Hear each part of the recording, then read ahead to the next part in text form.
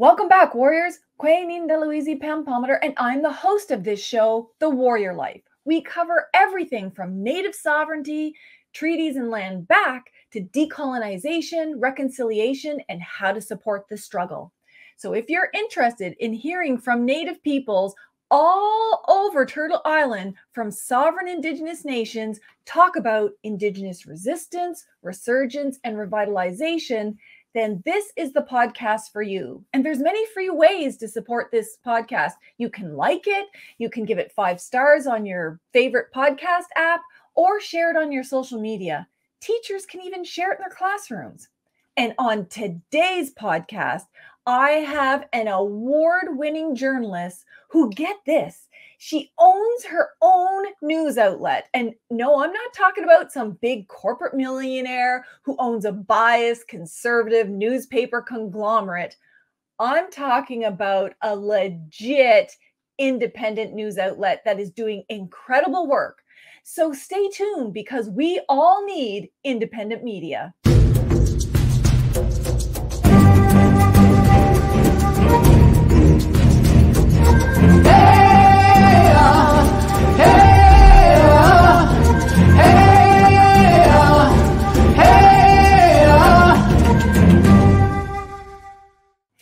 Kwe Tanse Sego Anibuju.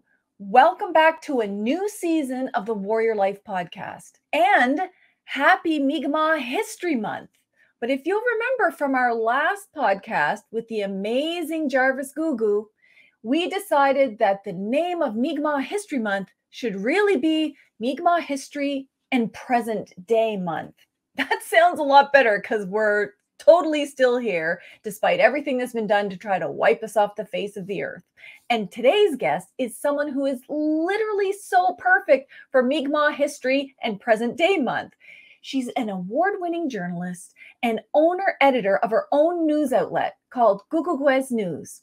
She has been engaged in media for well over 30 years, which, if you do the math, it means she must have started doing this work when she was about 2 years old. Basically, here's the deal with this amazing woman. If there is something important happening in Mi'kma'ki, Maureen Googoo will be there. Welcome to the podcast, Maureen. Thank you for having me here, Pam. That was quite the intro. Well, you are. You're awesome. I just admire you so much. I've been wanting to get you on here forever, but it's perfect that it's Mikmaq History Month. It is indeed. So thank you for bringing me here for this particular edition during this month. Yeah, awesome. Okay, so I literally have 1,000 questions for you. But before we get started, protocol is that you have time to introduce yourself in your language or where you're from, or however you would like to do it. Okay. Well, I will let you know that my name, again, Maureen Googoo. I am from the Sipekne'katik First Nation, which is the second largest Mi'kmaq community in Nova Scotia. And I have been working in journalism, not since I was 2, but since I was 18 years old. I actually got my start working as a summer student with the Mikmaq News. And that really, that summer experience covering news for back then was a monthly newspaper, really paved the way for me for my entire journalism career. I mean, it's because of Mikmaq News that I wound up applying for and getting a very rare internship with CBC Radio in Halifax. It paved the way for me to go to journalism school at what was then called Ryerson University, which is now the Toronto Metropolitan University. But that's where I got my first journalism degree. I got my second journalism degree at Columbia University Graduate School of Journalism in New York City. I got my master's there. Wow. And I have worked in mainstream media. I've worked at CBC Radio in locations such as Halifax, Toronto, Northern Saskatchewan, and Sydney, Cape Breton. I've worked at the Chronicle Herald newspaper, in the Halifax newsroom, the Dartmouth Bureau, and the Truro Bureau. And for the first 6.5 years of APTN being on the air, I actually opened and ran the Halifax News Bureau, where I was the Halifax correspondent / video journalist, where I got to cover Indigenous news on a full-time basis in the Atlantic region for the network. And basically that pretty much was sort of the precursor for me to start my own news website, which is Googoo West News. That is so awesome. Like, it's incredible. You know, you think about people who work in, you know, so-called mainstream media, and they, you know, they put all their focus and all of their attention there, and they try to represent, and you literally are bringing in all of this mainstream media plus APTN plus your own personal education and experience to your own Googoo Quest News. And I just think it's awesome. And here's the website for anyone who's watching the video. You can go there. There's just so much on there. But my question obviously is, if you were working in mainstream media and then APTN, what made you decide to start your own news outlet? Oh boy, that's a really long story, and it actually goes back to my days of Mikmaq News. When I was working at Mikmaq News, I worked 2 summers there. I worked the summer of '87 and the summer of '88, and it gave me the idea where I decided I wanted to be a journalist. And the idea at that time, back in the late '80s, was to cover news. Well, not so much cover news, but basically to get my education, get a journalism degree, come back to Mikmaq News to work as a reporter, and eventually become the editor of Mikmaq News. That was my goal. I have always wanted to work in Indigenous media. I wanted to tell stories about Indigenous people in this region. But during that time, what happened was the funding that Mikmaq News had was basically cut. And they didn't have enough advertising and subscribers to maintain the full operation. So within a year of that funding being discontinued, the newspaper actually folded. And so that kind of left me with well, what do I do now? Well, working in media meant working in mainstream media. So that's where I put my attention. And that's, I did a 1-year internship at CBC. I actually took a year off of my undergrad studies at St. Mary's University, where I was studying political science, to do the internship. And that was my introduction into mainstream media and wanting to tell those stories. So that's where I put my effort in. And I did. I worked at CBC. I worked at the Chronicle Herald. And in both those media outlets, there was always this initial enthusiasm for me to cover Indigenous stories. I was just young. I was just, learning how to cover news, learning how to write news stories. I was, in between around that time, I was getting my my journalism degree, and it was encouraging at first, but it always started going towards the attitude of, so what else can you do? What other news stories can you do? Do you just want to cover Indigenous stories? And it kind of, that I found that a bit frustrating, because I really did want to cover news. I did want to represent. I felt that there was a lot of stories in our communities that needed to be told, but I was constantly being met with this resistance from, non-Indigenous editors and producers telling me what's interesting in my communities. And they found some of the stories I was pitching were not interesting to a wider mainstream audience. And it just got frustrating. And it kind of, like I actually recall one situation when I was working in print media, where I had the editor tell me that, if I continued on pitching and writing Indigenous news stories, I was never going to be considered for promotion. I would never be considered for prestigious news beats such as City Hall or provincial legislature, and that I was only hurting my career.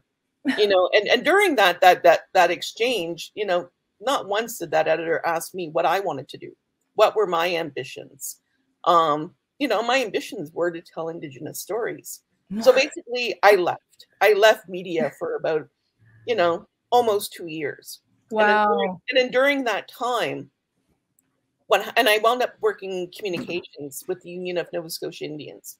And during that time was actually when the Donald Marshall decision came down about, Mi'kmaq fishing rights. And I was the point person for a lot of media to find interviews. And it really made me miss reporting a lot. And right at that same time that, the Marshall case was exploding, and Mi'kmaq fishers in Esconobidich were putting lobster traps in the waters there in northern New Brunswick. The Aboriginal People's Television came on the air, and I decided to check out their website, and they were advertising for positions to form a newsroom. So I saw a position there for a Halifax correspondent / video journalist. So I applied, and I got the job. I was flown to Winnipeg, and I got to meet my new colleagues who were all Indigenous from across the country.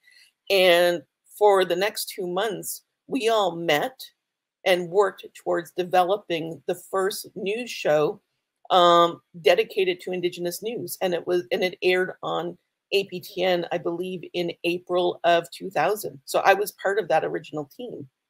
And for me, it just, it was the first time I actually, it was part of my job to cover Indigenous news in Atlantic Canada. It's exactly what I wanted to do.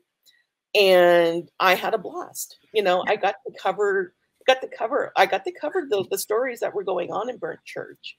I got to travel to our communities with the camera and do news stories. I got to pitch all these stories that I wanted to do for a very long time. And it was just wonderful. But the thing is, working in television, being a VJ means you are not just a reporter, but you're also your own camera person. Oh. So I had to drive to these communities, not just interview people, but run the camera. And then I go back to the bureau, edit the stories, and then Winnipeg. So, it's a lot of work. It's a lot of work. And I felt like at the time I needed a little bit of a break. So how I chose my break was to get a master's degree in journalism at Columbia. Yeah, just a little master's degree in journalism. Exactly. Yeah, that's a nice, relaxing break. And the thing is, when I applied to Columbia, my idea, I just decided to see if I could get in. Not only did I get in, but they gave me a full tuition scholarship to attend. What? Yeah. And at that time, this was in 2006. At that time, the tuition was almost $39,000 US. Oh my gosh. So I could not say no. And that was long before reconciliation. I mean, it's a testament to the work that you've done to get yourself there. That's awesome. Yeah. And, so I couldn't say no. I got accepted. I said I had to go. I had to find a way to get to New York and to attend. And the thing is, when I applied to Columbia, at this point in my career, I had worked in print, Mikmaq News, Chronicle Herald. Mm-hmm. I'd worked in broadcast. I worked at CBC Radio. I worked at the Aboriginal People's Television Network. So I worked in radio and television. The only skill I didn't have at that time was working online. And I know at that time, news was trending towards more digital. So I decided to, I chose my concentration as new media. And I'm really glad I did, because it was when I was in that particular stream at Columbia is where I got the idea to start my own news website. That program really exposed me to a number of people who were actually doing that. What people were talking about what's going on now in the changing media landscape in Canada, people were actually talking about that in the States, in New York, back in 2006, 2007. What was going on was that the advertising revenue was going down for a lot of legacy media. So they were doing a lot of cutbacks, and which meant that there were news deserts in local communities. And what they were finding was what happened was that as legacy media outlets were pulling away from smaller communities, people like myself, journalists who just wanted to cover local news, were actually starting their own websites or starting their own blogs and starting to do that kind of coverage and actually starting to make money from that. And I attended quite a few panels while I was at Columbia that gave me that idea. And I think the first time I got that idea was at one of these panels. And I remember afterwards, I went back to my apartment. I Googled anything that might show that there was somebody in the Atlantic region covering Indigenous news on a website, and nobody was doing it. So that's where I got the idea that I wanted to start my own website. And it kind of goes back full circle to what I wanted to do initially with Mikmaq News. But the thing is, in order to get the job that I've always wanted, which is to run my own, to run an Indigenous news website, I actually had to create that job myself. Well, why wouldn't you? I mean, for someone who considers going to Columbia and doing a master's as a break, of course you would start your own news outlet online. But I think the timing is good too, because when people are doing blogs, and doing political analysis, or, providing, information, and then blogs are turning into like YouTube videos or opt-eds or, podcasts, like everything is kind of moving online. It's easier access. You can do open access. That's incredible. But let me ask, how on earth can you do that? Are you just 100% self-funded? Because I know, just as a, amateur indie podcaster, I have to pay for all the subscriptions, all the equipment myself. I have to do all the recording, editing, posting, sharing. Like, that takes a lot of time. But for you to have like a whole news outlet, like your website, is super impressive. How on earth do you do that? Wow. A lot of work and a lot of stress. It's funny because the idea to start my own news website and then actually starting it, there's like quite a bit of time gap there. Yeah. Because I actually, when I graduated from Columbia in 2007, I actually chose to leave my job at APTN, but I still needed money, and I needed to figure out a way of how to do this. So what I wound up doing for quite a few years was actually working contracts, communications contracts, other, working, in digital media for CBC at the time, and trying to save enough money so I could actually do this. And what I found was that I would do the contracts, pay the bills, and then I have to turn around and take another contract. It was just this ongoing cycle. So what I wound up doing was taking a longer contract, doing communications work, and saving some money. And so I did that for about 2 years.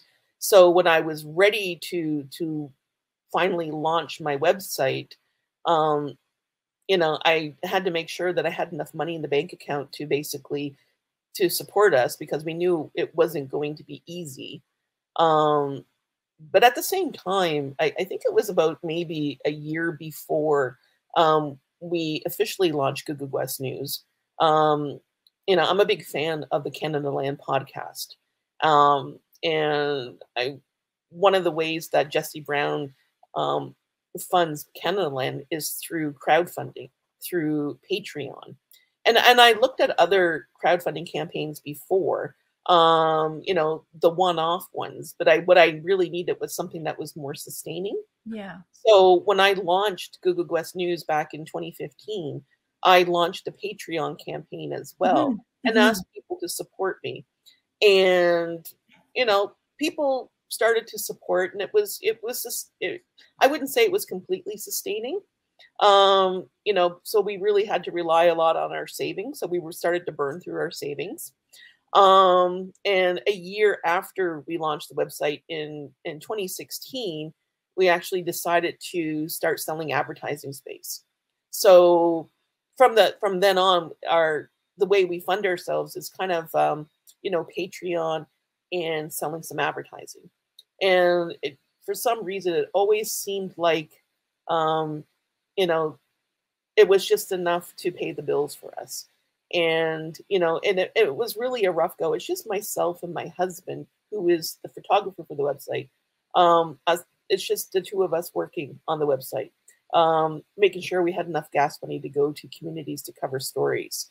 You know, making sure that we're paying for the web hosting service for the website. So, you know, and money was tight there for a while. But it wasn't until about 2 years ago when Sipekne'katik launched their moderate livelihood fishery.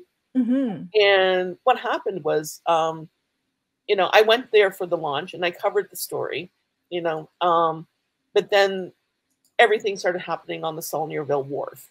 And I really wanted to be there to cover it, but we just, you know, it was either spend the gas money and go down to cover it or pay rent. That was my dilemma at the time. And so it's a real dilemma, though. That's real. It is real. So I put a note on my Facebook wall saying, I can't cover this, but if you guys tag me, I will try to run a live blog on the website to make sure people were getting information. Well, once people realized that I didn't have enough money to get down there, all of a sudden, my Patreon campaign started going up and up and up. And people were just offering to give us money to help us get down there, which they did. I mean, which was great. We were able, you know, once, you know, there was a few people who contacted me directly and just said, can we just send you an e-transfer? And I said, sure. So, so next thing you know, next morning we were driving down from, you know, where I live in Milford, Nova Scotia. We were driving from Milford down to Saulnierville to cover what was going on there. And by the end of that month, we had reached our first goal for Patreon. Wow. So since then, that's what's been sustaining us. And we, you know, we've been able to, you know, just to basically pay the bills, pay for all those subscriptions that you talk about, because I do need, you know, I had to upgrade my web hosting package because people were coming to the website so much it crashed. So I had to upgrade it.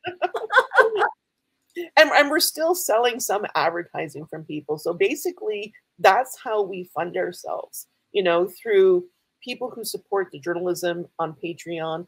And also if there's a business, you know, we're always encouraging business that if you support reconciliation with Indigenous people, you know, support small Indigenous business like our website. So we've been able to, you know, at least once a month, find one advertiser who wants to buy some advertising.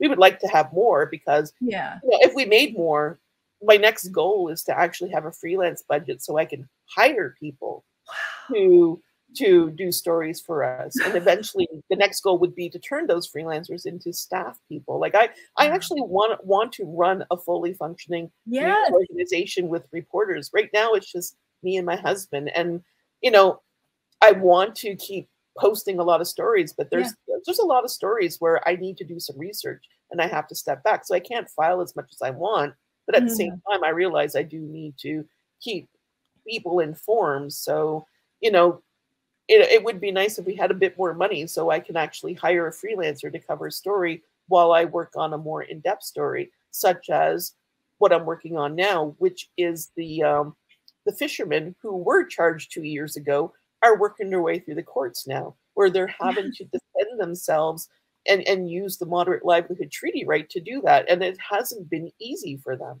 you know, so I've been, you know, for the past 2-3 months, been really doing a deep dive into this and trying to figure out, you know, what's going on and what do my readers need to know about the situation, you know, so, so that takes a lot of time. And it's a legit struggle, you know, like you're not just doing a blog about, I don't know, how to make cookies. And that's not putting down any cookie blogs. I'm just saying, like, it's research, it's time, it's effort, it's relationships in the communities, it's struggle, there's conflict, it's sometimes in crisis mode. I mean, and we are from the same nation that, you know, we want to talk about, and you especially on the ground. So you wear that, you absorb that, you know, the good, the bad, and the otherwise. And I don't know that everybody really understands what goes into that. You might see, like, you know, there's a an article and you can read it in 5 minutes, and it's like, why doesn't he or she or some other people just do more videos, do more articles, do whatever? But they don't often realize that there might only be one person behind the, on the keyboard. Like, honestly, the Google Quest News, I just assumed that you had staff that were helping you. I thought you were like the head honcho, you were the owner and the editor and you were the face and you were out there doing stuff. But I just assumed that you had staff. And I should never assume that, because, that's the difference. And you talk about reconciliation. Governments and businesses should be lining up to support all of these independent Indigenous journalists, because we're the only ones on the ground covering it from our voices, with our voices, and getting at stuff that other people aren't going to cover, And I've seen you cover things and ask hard questions that the media would never cover. So it's important. And if anybody's watching this on YouTube after the podcast plays, I've been posting where you can access Google Quest News or follow Maureen or her news on Twitter and her Patreon page. I mean, basically, if you just type in Google Quest for anything, you're going to find it. You'll find her Patreon and her socials. But it's really that important that people support, because you're literally doing it all. I'm astounded. I honestly thought you would have had at least a couple staff. No, I wish I had a couple of staff. And, and I feel really bad, because when I look at my bank account and, I want to cover, I want to pay somebody, the most I can pay them is just reimbursing them for mileage and food. And I know that that's really crappy, so I don't do it. I want to be able to support other Indigenous writers and journalists and compensate them properly, because I know what that's like. I know what it's like trying to do what you love and tell these stories, but also you need to put a roof over your head and food on the table, and I just, I don't want to lowball other journalists, so, my goal is to get a freelance fund so I can actually start recruiting some freelancers.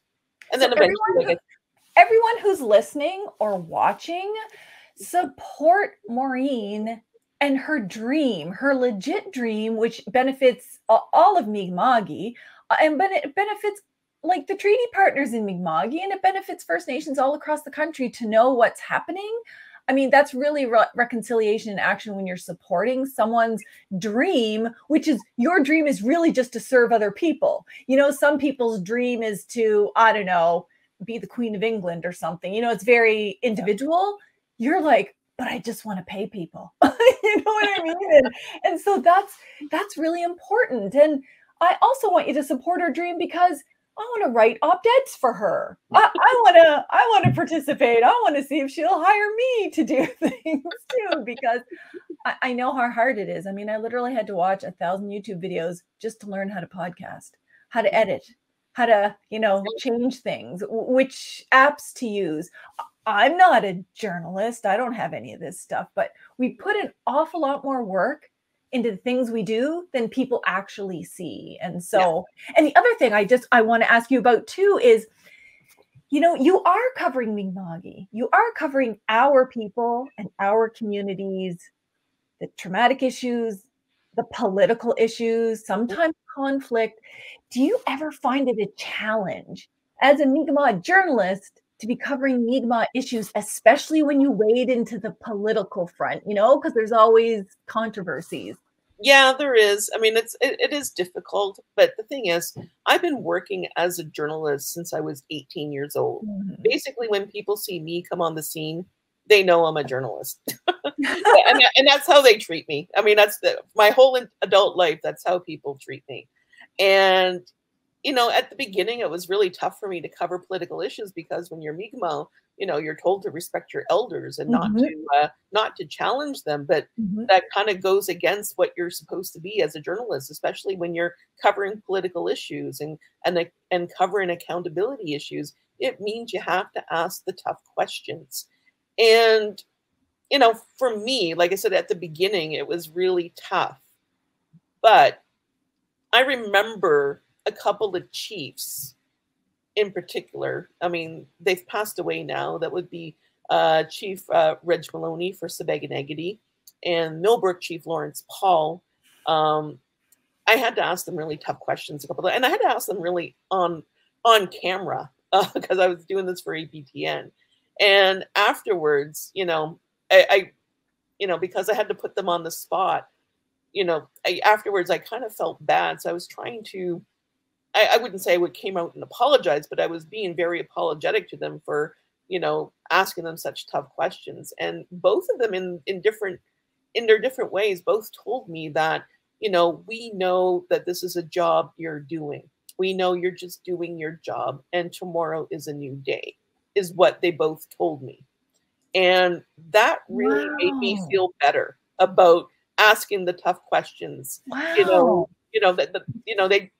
And I have been carrying that with me all the time whenever I have to sit down and do a tough interview with a politician who is Indigenous.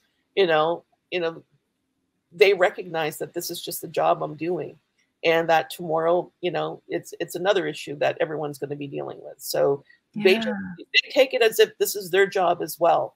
We're just doing our jobs, and that made me that has made me feel better about, you know, challenging people when I do the interviews, asking the tough questions. I'm not afraid to do that anymore. It gave me that confidence to continue on.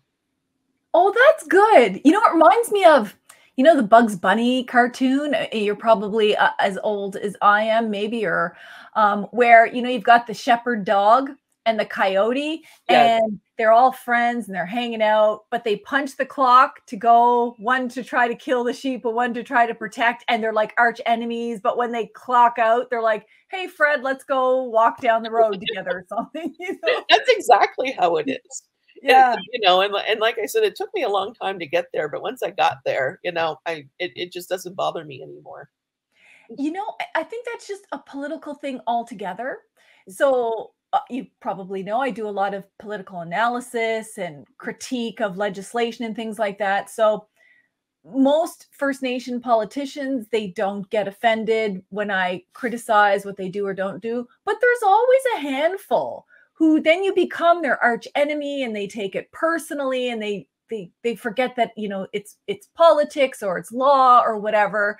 And so has that ever happened to you? Have you ever had anyone be like, "Ooh, I'm cranky at Maureen Googoo"? Yeah, I think I've done a couple of stories that haven't made people happy. But at the same time, I mean, it's, you know, when people like, and I've had people not return my phone calls, not want me to interview them. But the thing is, I mean, the stories that I'm working on are so broad that I can just find somebody else. Yeah, and there's always somebody else who'll do the interview. So yes. if one person doesn't want to talk to me, that's fine. I'll just go to the next person on my list. You know, so and eventually after a while they get over it. Yeah. Well, you don't become an award-winning journalist if you're not at least persistent and ethical and credible and professional in what you do. Yes. So let's hear about that. What is all this award-winning journalist? Tell us about this award. Oh boy, this award, it actually might be a bit controversial. It's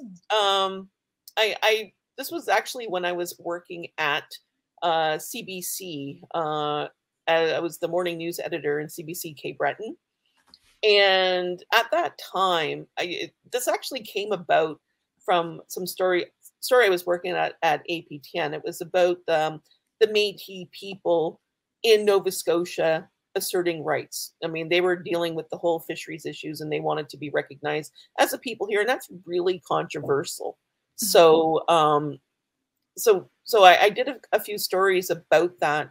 It was a group in Yarmouth, but it got me wondering about, you know, how many other people out there are asserting a Métis identity here, and it's really controversial.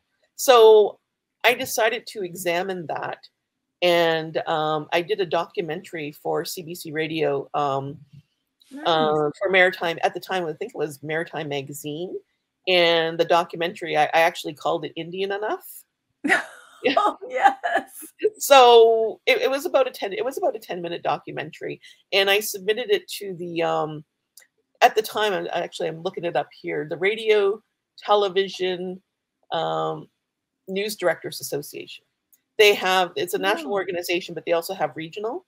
So I submitted that for the regional award it was called the Adrienne Clarkson Diversity Award. Yeah, yeah. For 2008.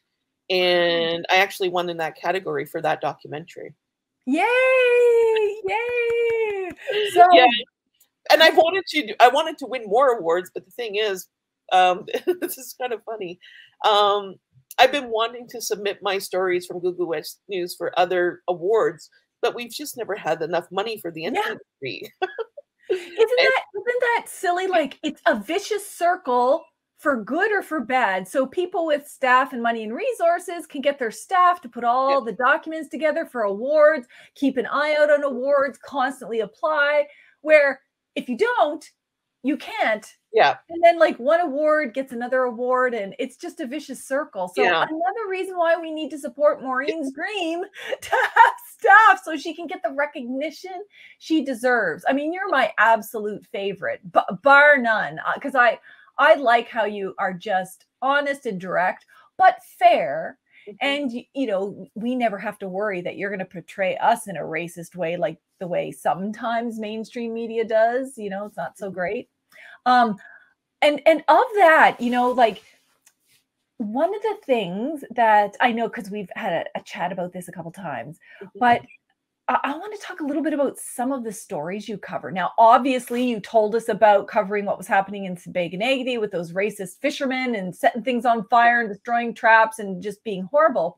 But right now, there's some things going on, and you just alluded to it. There is a situation where some of our Mikmaq fishers are having their stuff confiscated, or they're being charged, or they're pleading guilty and paying huge fines for simply doing what we have a sovereign inherent right to do, which is fish on our unceded territory. And we also have treaty rights to do that. So how important of an issue is this for Mi'kmaq? Like, and why are you, I mean, I know behind the scenes, you are putting so much work into monitoring and researching this.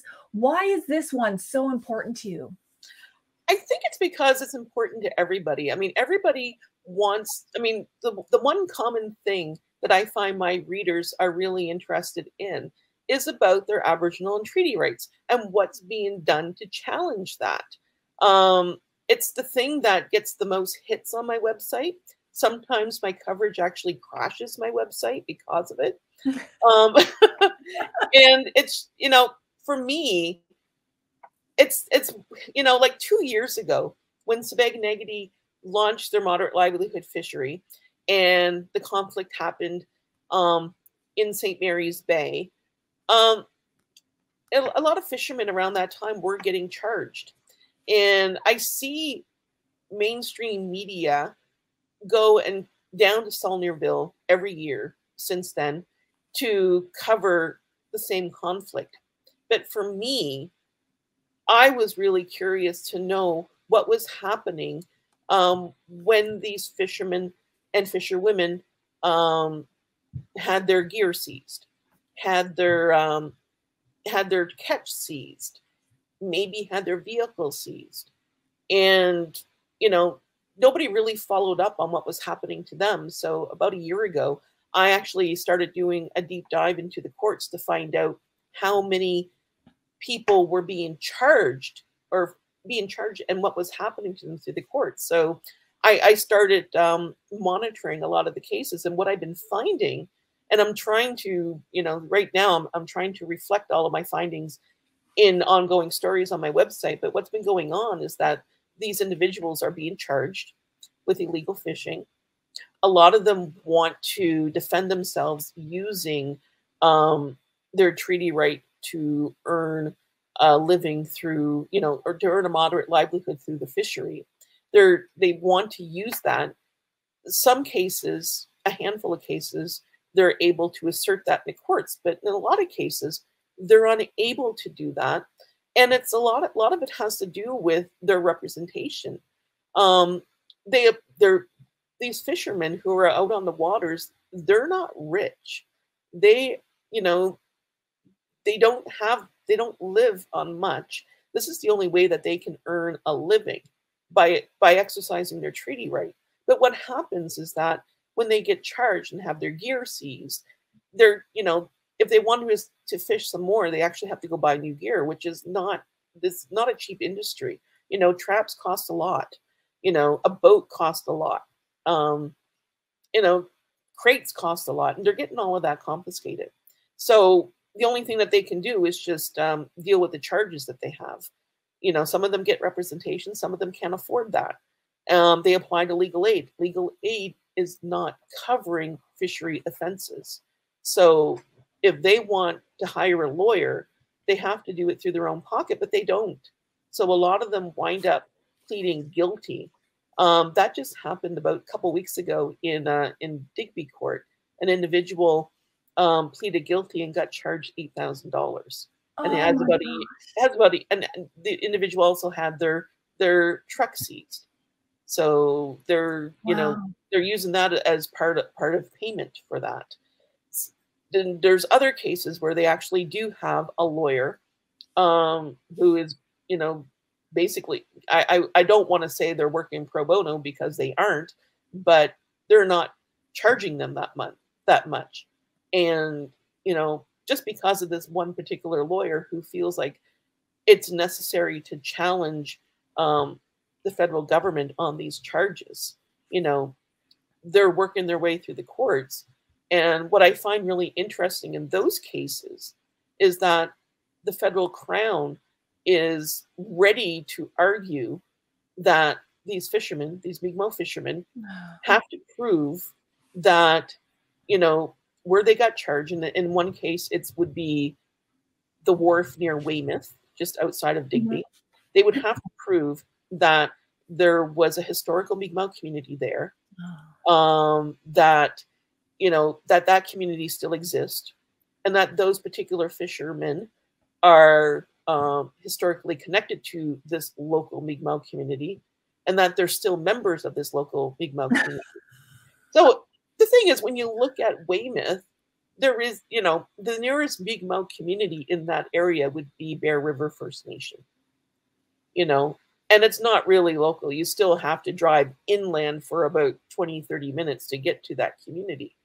But this is what the Crown is going to be arguing, that these fishermen, and not only that, not just that, is that lobster is that was historically traded before the 1760-61 treaties were signed. So yeah. So basically, this is what the federal crown is willing to argue. And you know, and I think, for me, as I'm going through a lot of these court documents and finding this, I think my readers would find this interesting, and B, have something to say about it. Yes. You know, so that's sort of where I'm at right now with the stories I'm working on. It's alarming. And do you think, of course, any other mainstream news outlet is going to, you know, be following all the court documents, be looking at people who are being charged? Like, no, it takes a news outlet like yours, because we're from the Mi'kmaq Nation, we care about one another, and we look at the impacts, not just the law, but take away someone's vehicle, their fishing gear. They can't even fish for food or ceremonial purposes. So when the federal government does that, they're effectively denying you all of your fishing rights. Plus, you have to pay. So never mind a moderate livelihood. You can't even get any livelihood or provide food. And I don't think that's what the treaties envisioned. And I certainly don't think that's what any of the Supreme Court of Canada cases envision. Now, we know that's what the feds want. And this story sounds a lot to me like the feds are trying to get a third kick at the can and relitigate our rights over and over and over again until they get the answer they want, until they get the limits that they want. And thank goodness for the work that you're doing, because had I not talked to you, I wouldn't even have known about these charges going through. I wouldn't even have known about how they're trying to relitigate our rights. And that's quite alarming because, as you know, we made submissions to the United Nations on this, and the United Nations told Canada to stop preventing us from having our treaty rights. And so I think you're right. I mean, I know you're right. Mi'kmaq people are going to care an awful lot about this. They're probably going to be surprised, maybe not surprised to hear this. They're going to be wondering. I think the first question on their mind is going to be, hey, what are we doing about this? Right? Because whenever you hear that, oh, the feds are attacking us again, the first question is naturally, okay, who's doing something about this? Like, what are the political leaders doing? What are the lawyers doing? What are the organizations doing? What are the chief and council doing? What is literally, what are you doing to protect our rights? And so your newspaper is literally what's going to keep people informed, because that's not just, hey, the weather tomorrow is going to be 10 degrees and sunny. It's tomorrow you could have your rights, your constitutionally protected rights, limited or deleted altogether. And you might not even have known that it was coming were it not for your news organization.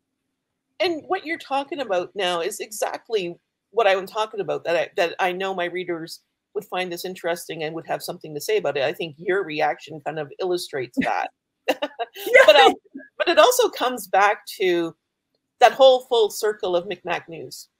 You know, when I, growing up and, in Indian Brook First Nation, one of the things that I remember that was always a constant was having the Mikmaq news on the kitchen table. Yes. And getting at that every month and going through it and reading the news and reading what was happening. And the thing is, what I loved about Mikmaq news then, it was just very, it was very to me, it was very hyper local to Indigenous news. Yeah. It wasn't anything. This was back in like the 70s when I was a kid, in the 80s when I was a teenager. Yep. It's that these stories I never saw in the Chronicle Herald newspaper. We got the Herald newspaper delivered to our home. It was something I never saw on CTV News or CBC News, and we watched those newscasts. The Mikmaq News was its own news source that was aimed for people like me. Mm-hmm. And what I've always wanted to do with my career in covering Indigenous news is that I want to cover the type of stories that people would sit down at the kitchen table and talk about, and like I said, it was just that symbolic having the Mikmaq news on the kitchen table. It really did become, a talking point, mm-hmm. what was going on. And I want my website to be just like that. Yes. I want to cover the stories that Indigenous people find interesting and want to share. And I think that's why I put so much effort in covering mm-hmm. what's going on with the Moderate Livelihood Treaty Right, is because I think everybody cares about that and everybody has something to say. And people should know what is the latest happening on that front. 2 years ago, yes, there was more conflict on the waters, but that conflict is moving from the waters back into the courtroom. Yes. People need to know that. And what I've been finding is that, mainstream media are still interested in covering the conflict on the water, but they're completely missing out on that whole argument moving back into the courtroom. And I think that's where, to me, that's where I think if you're going to be covering the Moderate Livelihood Treaty Right, you should be paying attention to what's going on in the courtrooms. And, I think the only other media outlet that is trying to do that would be APTN. But mm-hmm. then again, APTN is a national, it's a national news organization. They're feeding stories into a national newscast. So there's only so much that reporter can do as well. Exactly.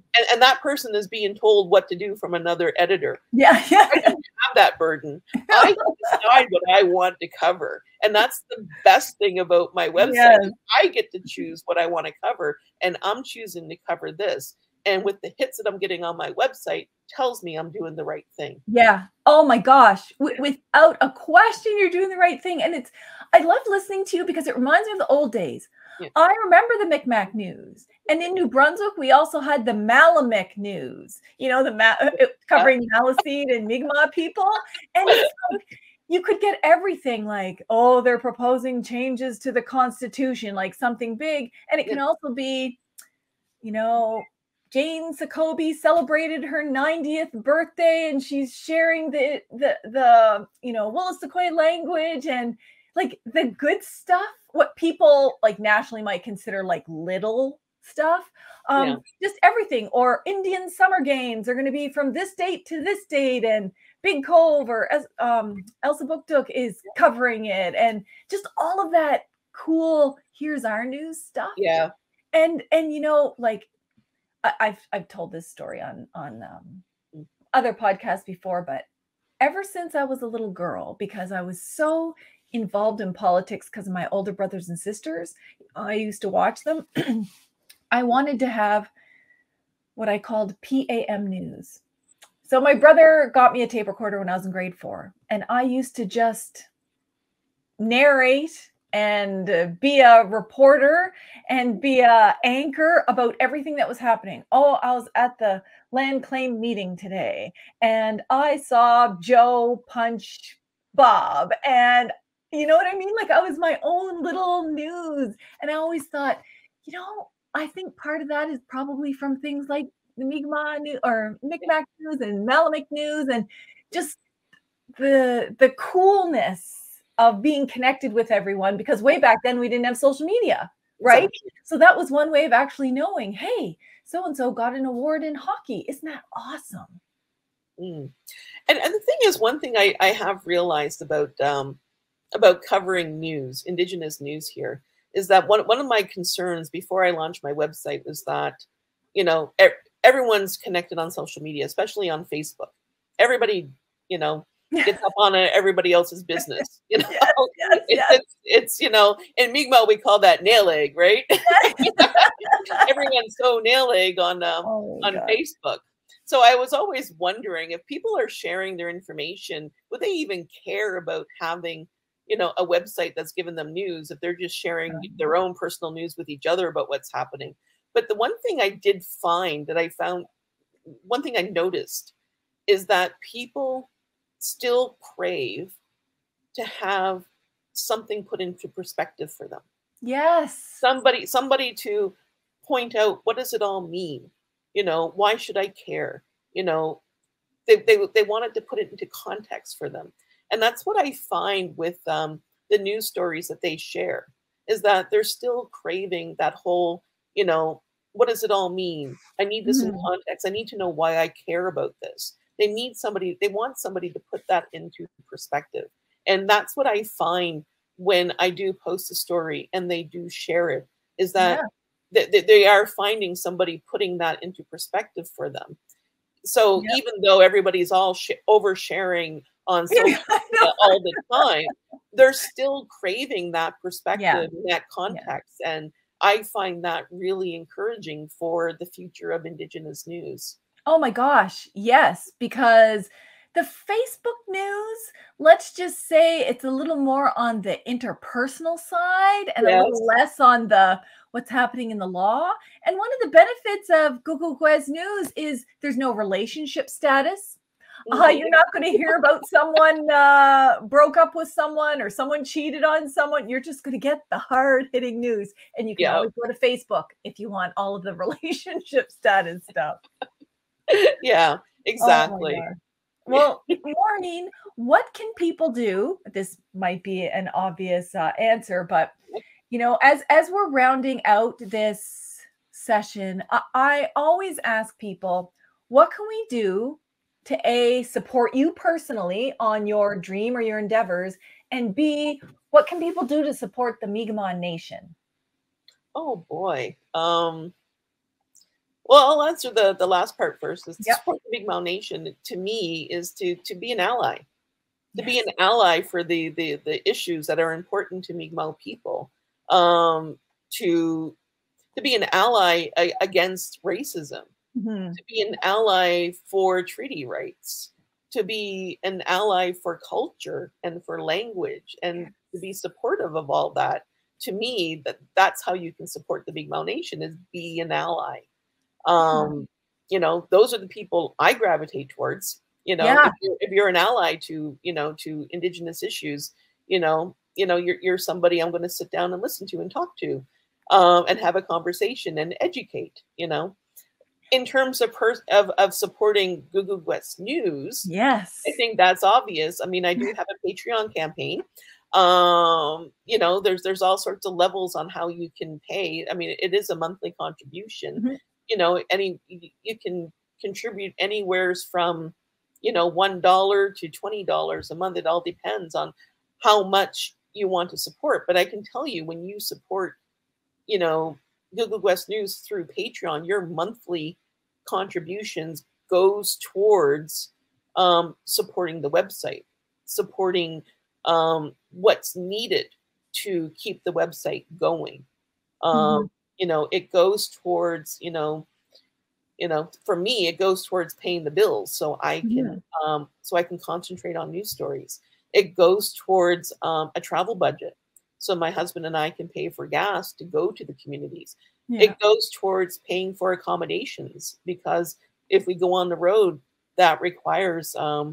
being on the road more than one day. You need a hotel. That's exactly where the money's going. Um, so if you're an individual and you support Indigenous news, this is where your money is. It's going. Mhm. So so for me is like, go to our Patreon site, and Yep. if you like the stories that you see on Google West News, consider becoming a monthly patron of the site. If you're a business watching this, Yes, yes, I, yes. there's another way of supporting us, and that's buying advertising space. We only offer like 2 spaces on our website, a banner and a sidebar. We're not intrusive. For readers can still read it, but they can also see, your advertising. Mhm. If you're a business, especially a big business like a bank, where you are always, telling people that you support reconciliation Yeah, yeah, and yeah. people, consider buying an ad for big business. It may be a drop in the bucket, but for us, it means a lot. It Yeah. means we're able to take that money and reinvest into the website. It means we can actually, can actually,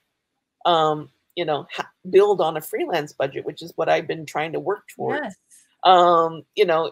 It helps us with upgrading our equipment so we can tell stories in a visual format, not just in creating content, written word, but we can actually get into video and stuff like that. I mean, all the money we make for the website, it's reinvested back Oh, into the yeah. website.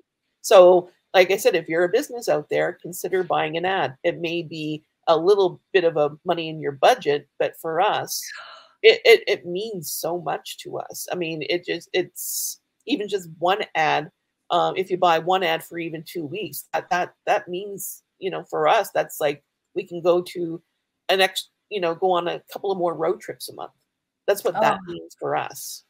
and it's peanuts for big business, for example. So, beyond just buying an ad, they could simply make like big one-time donations. I mean, all those big businesses could literally make the Maureen dream come true in a heartbeat, but that and that's also what allyship is about. It's not just being sympathetic or making yourself aware or, supporting in the sense of like moral support. It's also taking action.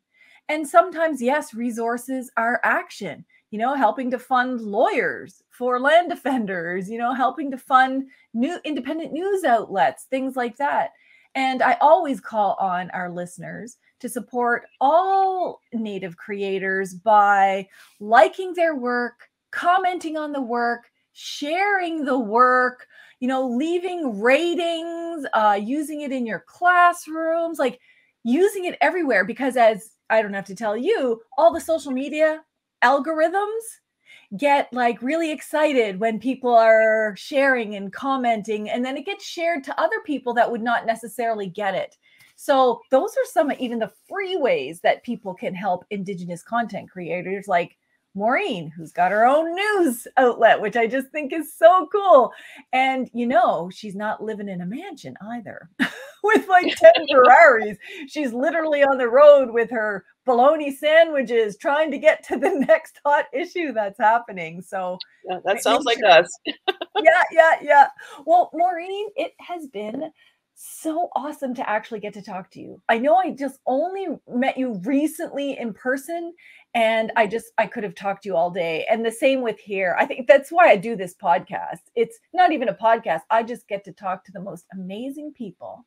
And, you know, it's like having tea on the res or something like that. Oh, just yeah. kind of asking them all these nosebag questions like, oh, so tell me about your background.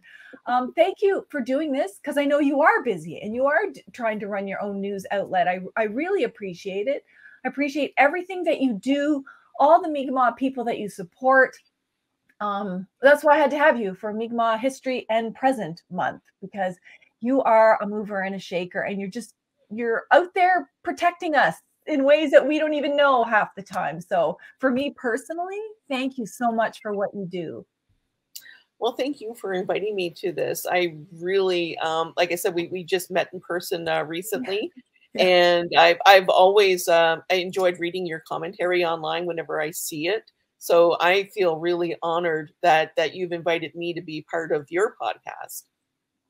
Oh, that's awesome. See, that's how we just support each other. So we just got to keep it all going with all the allies supporting here, there, and everywhere. Okay. Thank you to all the listeners on the Warrior Life podcast, and all of the viewers who might be watching and listening or reading the closed captioning on YouTube for this Warrior Life podcast.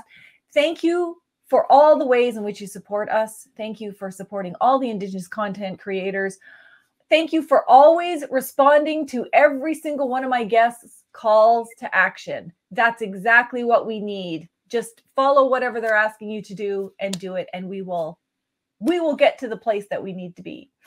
So until next time, keep living a warrior life. Well,